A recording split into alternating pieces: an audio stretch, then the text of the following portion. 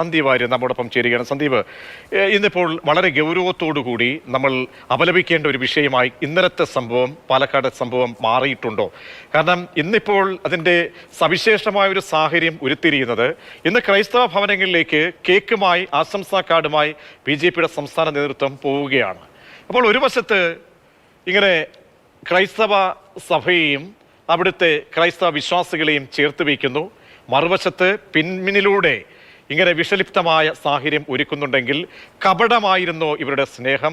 എന്താണ് സന്ദീപ് ആര്യർ ഇതിൻ്റെ സവിശേഷമായ ചില വശങ്ങളെ കാണാൻ ആഗ്രഹിക്കുന്നത്? എങ്ങനെയാണ് ശ്രീ സന്ദീപ്? അങ്ങ് സൂചിപ്പിച്ചതുപോലെ തന്നെ ഞാൻ നേരത്തെയും പറഞ്ഞിട്ടുണ്ട്, ഇവരുടെ ഒരു എക്കോസിസ്റ്റത്തിൻ്റെ ഭാഗമായിട്ടുള്ളൊരു ഹേറ്റ്രഡ് ഉണ്ട്. ആ ഹേറ്റ്രഡ് എന്ന് പറയുന്നത് ക്രൈസ്തവ വിശ്വാസത്തിനെതിരാണ്, ക്രൈസ്തവർ മതപരിവർത്തനം നടത്തുന്നവരാണ്, മിഷണറി പ്രവർത്തനം നടത്തുന്നവരാണ്. അതുകൊണ്ട് അവരെല്ലാവരും എതിർക്കപ്പെടേണ്ടവരാണ്, അവരുടെ ആഘോഷങ്ങളൊന്നും ഇന്ത്യയിൽ നടത്താൻ പാടില്ലാത്തതാണ് എന്ന രീതിയിൽ ചിന്തിക്കുന്ന ഒരു ഹേറ്റ്രഡ്, ഒരു വിദ്വേഷം, ആ വിദ്വേഷത്തിൻ്റെ ഭാഗമായിട്ടുള്ള ആളുകൾ തന്നെയാണ് ഇവർ. അതുകൊണ്ട് തന്നെയാണ് ഈ ക്രിസ്മസ് ആഘോഷത്തിനെതിരായി പാലക്കാട് പോലെ, പ്രത്യേകിച്ച് നല്ലേപ്പള്ളി പോലെ വളരെ സമാധാനാന്തരീക്ഷം നിലനിൽക്കുന്ന ഒരു പ്രദേശത്ത് പോലും കടന്നു ചെന്നുകൊണ്ട് ഇത്തരം വർഗീയമായിട്ടുള്ള വിഭജനത്തിന് ഉതകുന്ന രീതിയിലുള്ള കാര്യങ്ങൾ ചെയ്യാനും അവിടുത്തെ ക്രിസ്മസ് ആഘോഷം തടയാനുമൊക്കെയുള്ള ധൈര്യം അവർക്ക് കിട്ടുന്നത്. ഇവിടെ ഇപ്പോൾ ക്രിസ്മസ് കേക്കുമായി പോകുന്നു എന്ന് പറയുമ്പോൾ BJP ഇക്കാര്യത്തിൽ പോകുന്ന സമയത്ത് BJPയുടെ സംസ്ഥാന നേതൃത്വം ഇതുവരെ ഈ വിഷയത്തിൽ ഒരു അഭിപ്രായം പറയുകയോ അതല്ലെങ്കിൽ ഈ നടന്ന സംഭവത്തെ തള്ളിപ്പറയുകയോ ചെയ്തതായിട്ട് നമുക്ക് മനസ്സിലാകുന്നില്ല. മറിച്ച് വിശ്വ ഹിന്ദു പരിഷത്ത് ഇത് ഓൺ ചെയ്തിരിക്കുകയാണ്. വിശ്വ ഹിന്ദു പരിഷത്തിന്റെ സംസ്ഥാന നേതാവ് തന്നെ പരസ്യമായി പത്രസമ്മേളനം നടത്തി. അല്പസമയം മുമ്പ് ഇതിനെ നിഷിദ്ധമായിട്ട് എതിർത്തിട്ടുണ്ട്. അങ്ങേയറ്റത്തെ അപലപനീയമായ സംഭവമാണിത്. മാത്രമല്ല കേരള സർക്കാരിന്റെ പോലീസ് നടപടിയെ ശ്ലാഘിച്ചുമുണ്ട്. അപ്പോൾ പറയേണ്ട ആൾ പറഞ്ഞിട്ടുണ്ട് എന്നാണ് BJP നേതൃത്വങ്ങൾ പറയുന്നത്. ജോർജ് കുര്യനാണ് എത്തിയിരിക്കുന്നത്. ജോർജ് കുര്യൻ പറഞ്ഞത് ഇത് അങ്ങേയറ്റം അപലപനീയമാണ് എന്ന്. അതോടുകൂടി തീരുമോ കാര്യങ്ങൾ? ജോർജ് കുര്യൻ കേന്ദ്രമന്ത്രിയാണ്, അദ്ദേഹം പാർട്ടിയുടെ നിലപാട് പറയേണ്ട ആളല്ലല്ലോ. ജോർജ് കുര്യൻ മന്ത്രിസഭയുടെ ഭാഗമാണ്. അദ്ദേഹം എങ്ങനെയാണ് പാർട്ടിയുടെ നിലപാട് പറയുന്നത്? പാർട്ടിയുടെ നിലപാട് പറയുന്നത് BJPയുടെ സംസ്ഥാന അധ്യക്ഷനാണ്. BJPയുടെ സംസ്ഥാന നേതൃത്വം ഇക്കാര്യത്തിൽ എന്ത് കാര്യം പറഞ്ഞത്?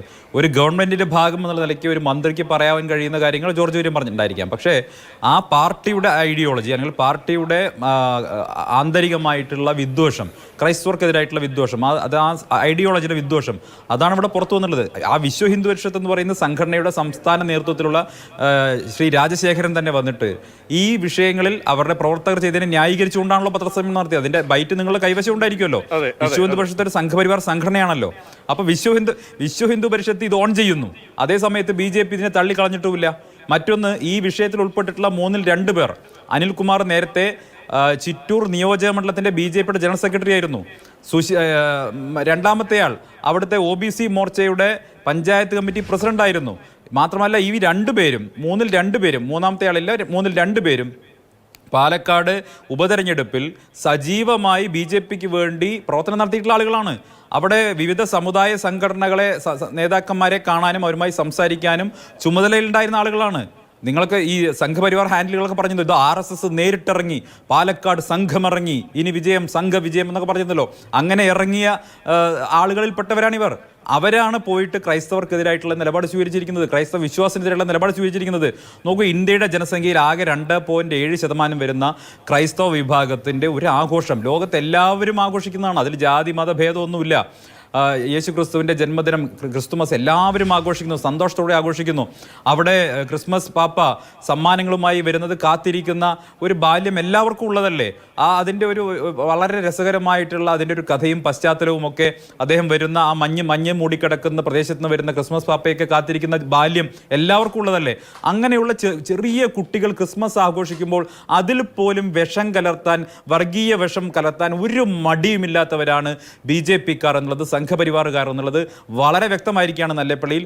ഈ നിമിഷം വരെ BJPയോ RSSോ ഈ വിഷയത്തിൽ ഈ നിമിഷം വരെ അവരെ തള്ളിപ്പറഞ്ഞിട്ടില്ല, അതിനെതിരായിട്ട് നിലപാട് സ്വീകരിച്ചില്ലെന്ന് മാത്രമല്ല, ഈ ശ്രീ സന്ദീപ് ആര്യർ 2 നാൾ മുമ്പാണല്ലോ ഈ ക്രിസ്മസ് പരിപാടിയുമായി ബന്ധപ്പെട്ട് ഇതേ ജോർജ് കുര്യന്റെ വസതിയിൽ പ്രധാനമന്ത്രി എത്തുകയും അവിടെ സഭയുടെ അധ്യക്ഷന്മാരടക്കം പങ്കെടുത്ത ഒരു ചടങ്ങാണ്. ഇപ്പോൾ ഡൽഹി സേക്രഡ് സ്കൂളിലേക്ക് പ്രധാനമന്ത്രി വീണ്ടും പോവുകയാണ്. അപ്പോൾ അങ്ങനെ ഒരു അന്തരീക്ഷത്തിൽ BJPയുടെ നേതാക്കളുടെ അറിവോടുകൂടി ഇത്തരം ഒരു കാര്യങ്ങൾക്ക് അല്ലെങ്കിൽ അങ്ങനെ ഒരു പിന്തുണ കൊടുക്കുമോ? മറ്റൊന്ന്, ക്രൈസ്തവ സഭകളോട് ഇത്തരത്തിൽ സമാനതകളില്ലാത്ത ഒരു ബാന്ധവം ഉറപ്പിക്കാൻ വേണ്ടി BJP നോക്കുന്ന ഒരു ഘട്ടത്തിൽ ചില സംഘപരിവാർ സംഘടനകൾ, അതിൽ VSP ആയാലും അല്ലെങ്കിൽ മറ്റേതെങ്കിലും സംഘപരിവാർ സംഘടനകൾ അതിന് കടക്കൽ കത്തി വെക്കുന്ന തരത്തിലേക്ക് അവരുടെ മറ്റെന്തെങ്കിലും അജണ്ടയുമായിട്ടുള്ള പുറപ്പാടാണോ? കാരണം അതിനെ ചെറുതായി കാണാൻ കഴിയില്ല എന്ന് പറയുന്നത് അവിടുത്തെ ജില്ലാ സെക്രട്ടറി അടക്കം വിശ്വ ഹിന്ദു പരിഷത്തിന്റെ പ്രധാനപ്പെട്ട നേതാക്കളാണ്. അപ്പോൾ അങ്ങനെ എന്തെങ്കിലും ഒരു അജണ്ടയുടെ ഭാഗമായിട്ടാണോ BJP പറയുന്ന പോലെ ഒരു നിഷ്കളങ്കതയോടുകൂടി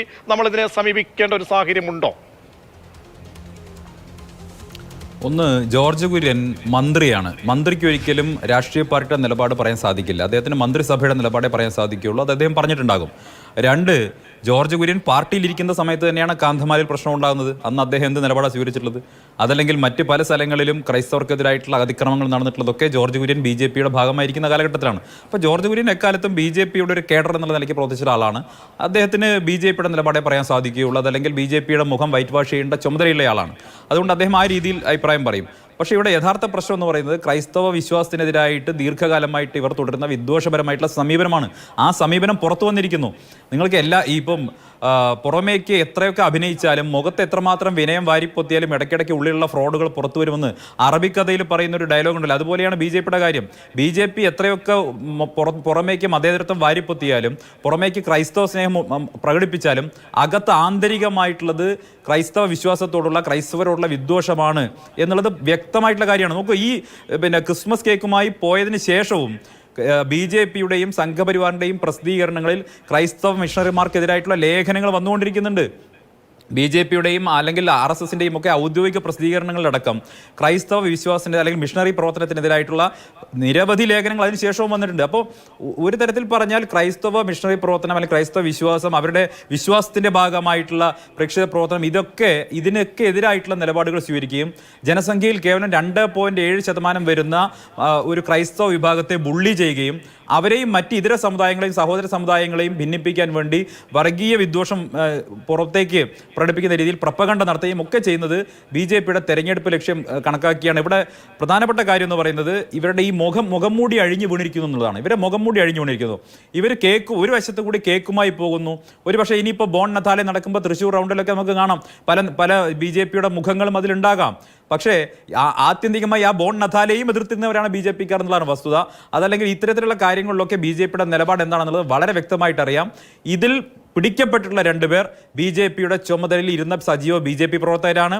ഇവരെ മോചിപ്പിക്കാൻ വേണ്ടി BJPയുടെ സംസ്ഥാന നേതൃത്വം തന്നെ നേരിട്ട് ഈ കേസ് അട്ടിമറിക്കാൻ വേണ്ടി ശ്രമിച്ചിട്ടുണ്ട്. യുവമോർച്ചയുടെ ജില്ലാ നേതൃത്വം മുഖേന പോലീസുമായി സംസാരിച്ചിട്ടുണ്ട്, അവിടെ ഈ സ്കൂൾ അധികൃതരുമായി സംസാരിച്ചിട്ടുണ്ട്. പക്ഷേ അതിലൊന്നും അവർക്ക് വിജയം കണ്ടെത്താൻ സാധിച്ചില്ല എന്നുള്ളതാണ് മതേതര കേരളത്തിന് ഏക ആശ്വാസമായിരിക്കുന്നത്. അതിശക്തമായിട്ടുള്ള നടപടികൾ ഇക്കാര്യത്തിൽ വേണ്ടതാണ്.